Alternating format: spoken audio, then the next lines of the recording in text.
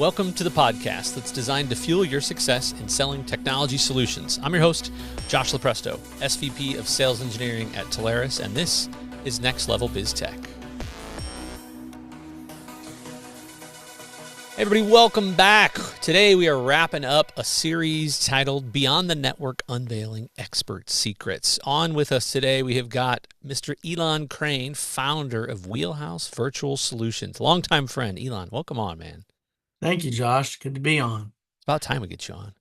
Yeah. Hey, so let's hear, you and I have known each other for a long time, but I want to give everybody a little bit of color here on your story, how you got into this field, windy path, what not a windy path, what did it look like? Well, Josh, I grew up in a middle-class family and where we had green grass and my parents saved up, worked hard and bought their first home. Just kidding. Sorry, I had to do that. No, so in all seriousness, I got in this business in the 90s, the late 90s. For the first time, I had started making six figures in printing sales and made the leap to leave to do this kind of stuff. Everybody thought I was crazy, took a big pay cut, but back then it was selling long distance. So you could save someone 30, 40%, get paid every single month residual. I was like, that's a win-win. I like that. So we did that. A friend of mine and I did it out of his apartment. And then as we grew, I guess local got, deregulated, and then data came about, and you had to learn all the new data. And the data people didn't understand the old telecom, and the telecom people didn't understand the data. Of course, I was in the mix of all of it. As we were growing, having to build out different departments. I remember when we first got our first project manager, we were all excited. We had a big whiteboard and we got the electrical tape and made a bunch of lines and had FOC dates and customers on the left and all those types of milestones. And then we started using ACT and then Goldmine, and then we built our own middleware. And so just going through that whole process of growing up to almost 150 employees, you just learn a lot, right? You get exposed to a lot of different moving parts. And also at that time, I was involved, obviously, in the call center. When we were doing long distance, we had a lot of call centers. They were billing 100 and 200,000 a month sometimes in just long distance alone. And so we had a particular customer, a couple stories. We had a particular customer who did TV, and they were getting a bunch of busy signals. And at the time, we had recently had a relationship with a company called Buyers Online and MyACD. I don't know if that rings a bell for you. Oh yeah. And so we met with them in 99 and we were talking to them. And just to picture this, they had 300 agents, they had a giant NEC, and then they had a DS3 from ATT. Well, back then, most people, the only solution, I don't care how big the VAR was, the only solution was to add over $1 million worth of ports to the NEC and bring in more DS3s, hopefully through a different central office, and have redundancy. That was going to take 120 days. The owner of this company was not having it. He needed to stop these business signals. So we said, I'll tell you what, we're going to come back in 2 days. We're going to point your 800 numbers to this, now it's called the cloud, but then it was just their servers in a data center. And we watched, and as the calls started coming in, it was 2,200 calls per minute. And they just started stacking up in the queue, and they were playing hold music. The next day we added some IVR, press 1 for this, press 2 for that. And they still use the technology today. And that was for $2,500 to get an account started with Buyers Online and MyACD. So Now known as Nice. In contact. Yeah. It's come a long way. But the point of that story is it's the foundation in my mind that has set for where we are today. The second real quick story I think that ties to that is we had a customer that had thousands of check cashing stations. This was like probably 2004. And they'd walk up to a check cashing, they'd put their check in and spit out the money, but they were getting a lot of busy signals because they had modems that had 800 numbers going to specific trunk groups. Well, if so many modems, by coincidence, hit the same trunk groups, they got busy signals. So we're in this room, we're the fourth company they called in. I walk in, there's like 20 people, all these experts, and they were like, okay, for $500,000 and in 9 months, that's what you have to give us a POC to prove that you can solve this problem. And I'm listening to them talk, and I raised my hand. I was like, okay, you guys ready for a paradigm shift? Can I use the whiteboard? I walked up to the whiteboard and I said, for $2,500, because that's what it costs to start an account, for $2,500 in 3 days, we'll do your POC and we'll prove it. And they're like, what? And so I said, we're going to take your 800 number. The same number is going to be in all your modems, or we can keep the ones you have, whatever. We're going to point them to the network, and the network has the intelligence to know which trunk groups are open, and they'll send the calls, and they stopped having business signals. So just being able to sit in a very complex situation with competition that charges huge capex, lots of expertise, lots of certifications, we were able to just solve the problem like that and move on, and did it for years. Lots of whiteboard sessions, lots of solving problems. It's been really fun. Do you see that? I mean, to that point though, you're in that moment and you saw that paradigm shift early on when obviously others it took a number of years before others maybe saw that or were in a situation where that kind of happened. I mean, does the marketing collateral follow that? Do you really know that this paradigm shift has happened, or is it just being immersed in it that allowed you to go, this is something crazy. I got to get behind. I got to understand this. I got to roll in this because nobody around this understands me, and I feel like I've got this secret that I can just go crush things with.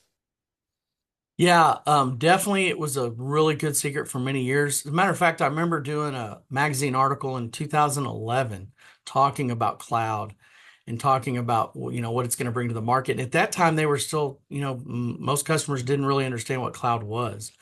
But what's interesting about that is, that as a service, let the experts that focus on what they know do it, and you just plug in and take advantage so you can focus on your business. Same conversations we're having today. Yeah, I love it.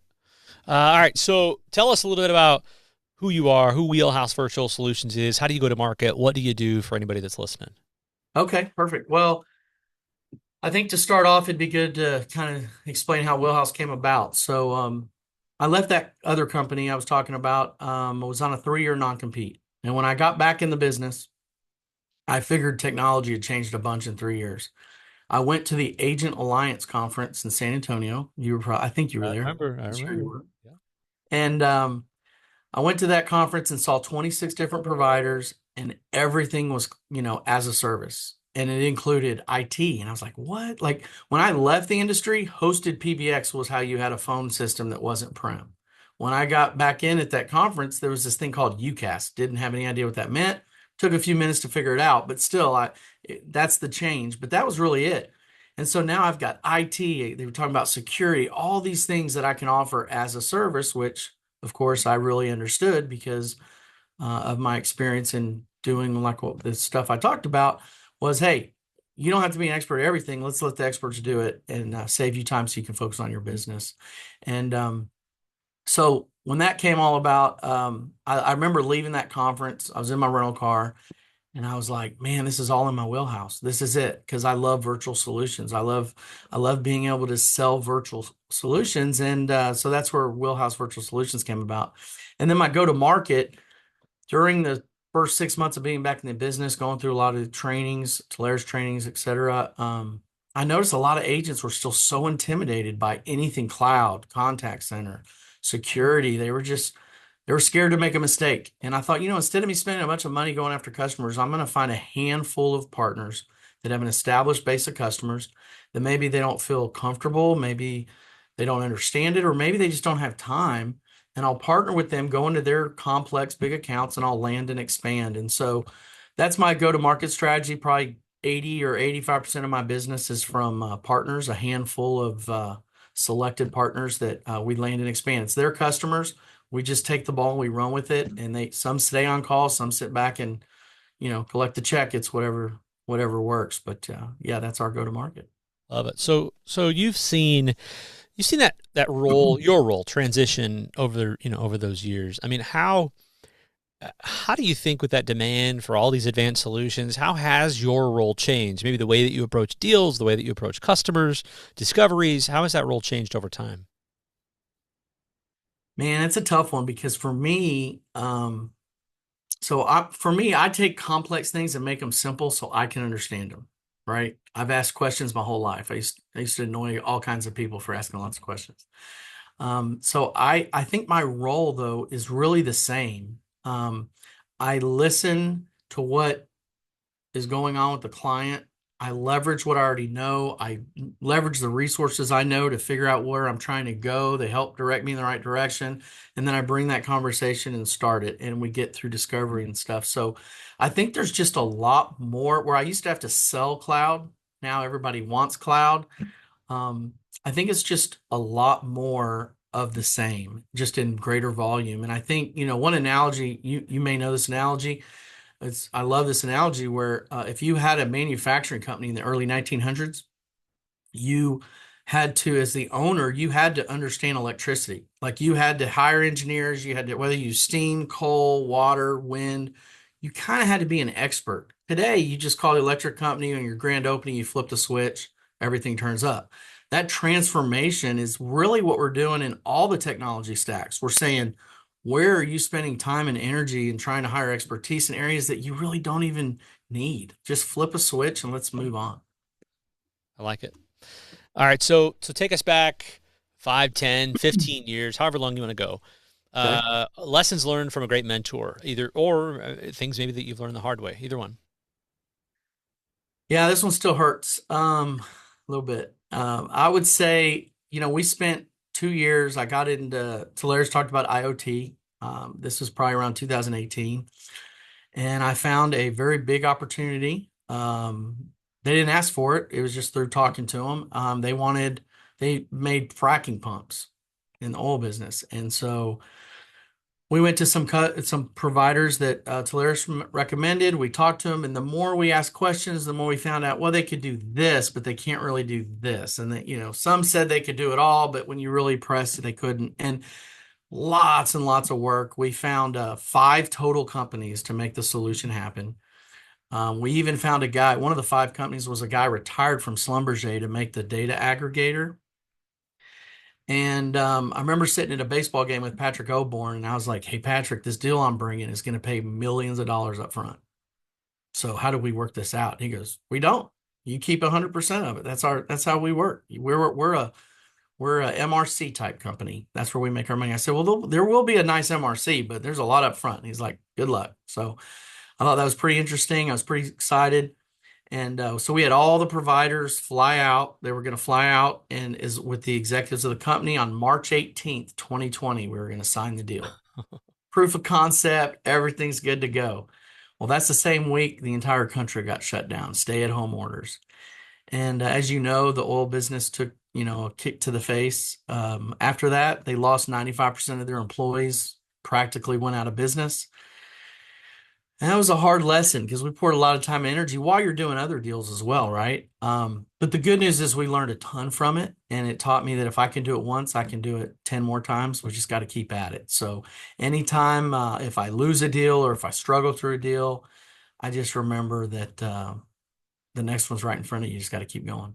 Right. And I think over time too, we've learned that the portfolio gets much more expansive, right? I mean, you think about, Oh, absolutely. when in UCAS early on, right? The idea of people paying for this thing monthly when they could just pay CapEx and have it That's forever right. and let it age. That's crazy talk, right? Which now the idea of buying it prem is crazy talk. So it just takes time, expansive portfolio, and now people are obviously now they need help. Now they're asking for more because now they're understaffed, right? And so now it's flipped a little bit, which has just been wild to see. Yep, I agree. Anything that you do from the way that you do your discovery process as you're going in, do you do any custom fitting on the discovery process? Is it about the business problems? How do you probe that to kind of get deeper insights into the customer's needs when you're going and trying and selling some of these, things beyond the network like we're talking about today? You know, I think when it comes to discovery, I think where a lot of people miss the boat potentially is you have to build trust. I mean, you literally have to build trust. I love going to, when I'm meeting a customer for the first time, I love going to lunch because we can just casually, find some common ground, talk about things that affect their kids. If they have teenagers, their kids probably don't dial 800 numbers. They probably, when they get a job, will not take a big giant Dell laptop. They'll want to use their own Mac. Just talk about things that have nothing to do with their job, but everything to do with their everyday life and build that trust because what you're really hoping for them to do at the end of the day is for them to give you what their initiatives are, what their challenges are, where they're trying to go in 5 years. And everyone wants to know that's trying to sell them. So they're asked that question all the time. I mean, the cliche of, what keeps you up at night? God, I would never ask that.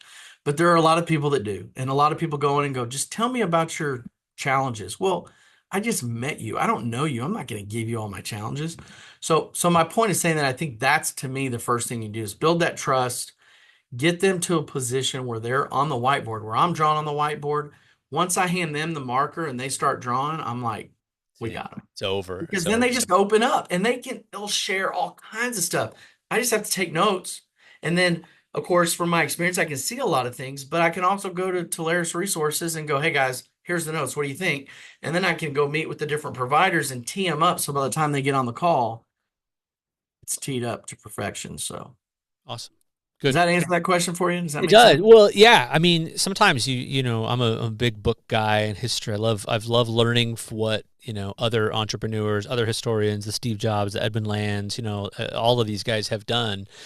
And sometimes you listen to it and sometimes you walk away with just brilliant nuggets that you never would have thought of ever. And then sometimes you walk away with going, oh my gosh, it was just back to the basics. He was just relentless on product development, or he didn't take the idea that no, it doesn't have to be in this box. Like, we can build this, we can do this, we can do it fast.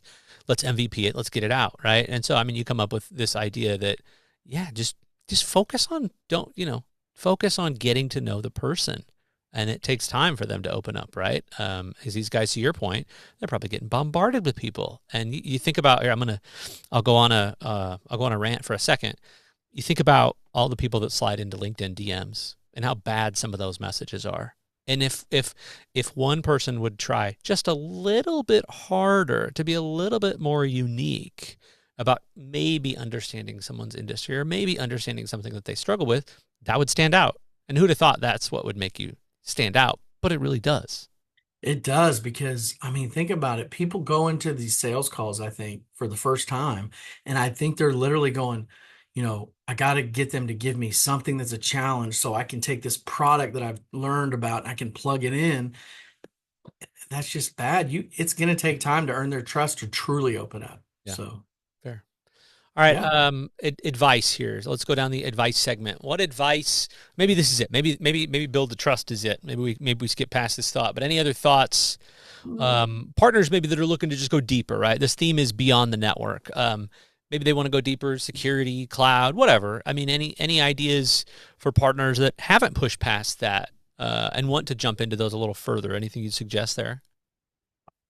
One of the things I would highly recommend, I've made this mistake myself multiple times, is you have to, so like Talaris has engineers, right? They're going to help you. Smart guys, beautiful. Providers have engineers and they can help you. But I've seen so many agents that will just get a customer to talk to a provider and think that the provider and all their expertise is gonna make it happen. Well, that provider may be the wrong fit, or an engineer might give a suggestion because you give them this much information. Well, if they knew the whole story, the engineer maybe would have never said that, for an example. My point is this: you as the agent, you have to do your own due diligence where you go to the resources of Talaris, you let them give you feedback, you understand what the customer needs. This is all behind the scenes without any pressure. Then you go to the providers, you find out who can do what, and then you find out things like, we do that, but we've only done it twice. And you go, okay, let me not talk to you. Let me talk to this one. We've done it 1,200 times and we're the best at it. And then you learn through that process because there's two things that need to happen. One, you definitely don't want the provider getting on the phone call after you have 5 pages of discovery going, so tell me about your business. That's Yeah. one.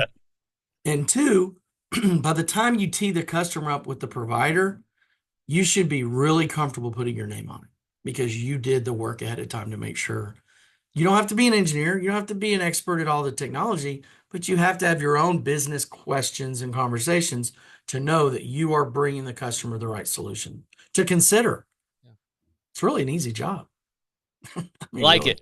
I like it. All right, final couple thoughts here. Okay. So I feel like there's got to be maybe there's another secret out there. So any final secrets that we haven't talked about to really encourage partners to do more as it steps, deeper into cloud, deeper into security. I think you've given some good stuff, right? You've given the trust, you've given the, just build that, take it slow, build it.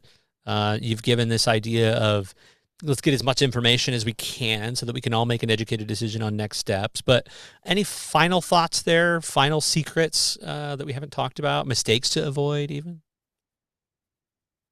Be an expert at business conversations. Just know your technology, learn it, what you can, but just have normal conversations. Find out about business outcomes. Find out why that tech, how that technology, not what it does, but the outcomes from that technology, how it changed where the rubber hits the road for the client, and master having business conversations. I think I see a lot of people, they don't do that. They talk about it, they act like they are, but they don't really do that. And is that a steering that track a little bit? Is it about business outcomes? Is it about uncovering problems and equating that? I mean, any more you would add to that?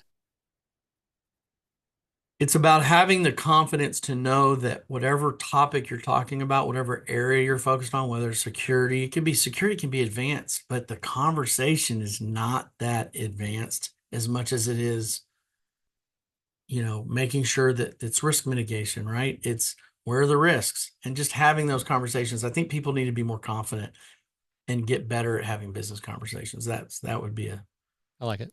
It's good. secret. All right. Final thought here. So, Okay. Miss Cleo, let's look out to the future here. We're talking paradigm shifts. We're in a paradigm shift right now. We're at the age of large language models and everything that goes along with that. Over these next couple years, I think it's hard to look out past that. Over these next couple, any innovations you're most looking forward to? Again, if we get together and do this in a couple years, any advice that you anticipate giving of how our roles change in that? Just more tech coming into the space, just what you're excited about. Does our role change in how we talk about it? I don't know how much you're going to like my answer because it doesn't change. It's the same thing. If you go back to the original concept, even if it's the most complex AI, what are you doing? You're trying to take mundane tasks, wasted efficiency, um, bad money, money spent in bad areas, and you're leveraging the technology to offset that so you can do a lot more with less. It's not that you're trying to get rid of people, but Josh, today I've been doing this like 25 years. I still have not met a company that has too many people and not enough work with so much money they don't know what to do with it. It's usually the opposite, right? They're overworked. They have so many parties. The CEO came in their office and said, "Hey, I heard this advertisement on the radio. Why aren't we doing that?" And now it's suddenly the IT guy's number one objective. And it's like, and they're so overwhelmed already. So literally, with as crazy as AI gets, robotics, I mean, even if I were to get the new Elon Musk robot, right? And he painted my house, I'm still doing it because I don't have to do those mundane tasks. So I'm excited about all the new stuff coming down the road. The passwordless stuff. I love that. Some of the AI stuff, robotics, but it's the same conversation. And I think that's the biggest takeaway I hope people can get if they are interested in learning from this is that don't overcomplicate it. Yeah. You remind me of one of the quotes that I've loved recently that I've read. It was in a different book, but the book referenced a quote by Jeff Bezos, and I think anybody wants to look at what Bezos did, what Jobs did, all these people that were wildly successful, and everybody wants the next $1 trillion company. So Right. they look on these guys obviously for strategy, and so the question that he was asked was, it was about, well, what do you think's going to change? Well, what do you think's going to come next? Well, what do you think we should focus on? He said, that's a good question, and I get asked that question a lot because he's got to think about where he had to invest Amazon dollars at. He said, but the question that I would pose is that I would remind you that technology is always going to change. Things are always going to change. If you look at what we were doing with tech 5 years ago, 10 years ago, 100 years ago, right? Vastly, vastly different, even 3 years ago. What I would ask you and what I would implore everybody to kind of think about is what is not going to change. And that was kind of the thesis that he used of, are people always going to want low prices? Are they always going to want fast shipping? Yeah. Okay, well, cool. Let's double down on Amazon Prime and lower costs and, optimize those things. So I think we have to look at the world a little bit that way as well of, are people always going to want technology? Yes. Is it always going to be complicated? Probably. Is it going to get easier? Probably not. So our value in this just exponentially goes up as the technology gets harder, as people are forced to do more with, different, less, to your point, resources and not an infinite pile of cash. I just love our value in this equation. And it just, at the end of the day, we just have more stuff to sell, right? Yeah, and there's so much marketecture versus architecture out there that customers are confused, And the smartest customer, if you get them behind closed doors and get them to speak honest, they know they don't know most of what they think. They act like they know, right? Because there's just too much. Yeah. Too much. All right. That wraps us up, my friend. Elan, thanks for Well, coming thank on, you. buddy. Appreciate you, man. You too. Take care. All right. Till next time, everybody. I'm your host, Josh Lepresto, SVP of Sales and Engineering at Telarus. Elan Crane, founder, Wheelhouse Virtual Solutions, Beyond the Network, Unveiling Expert Secrets. Next Level BizTech has been a production of Telarus Studio 19. Please visit Telarus.com for more information.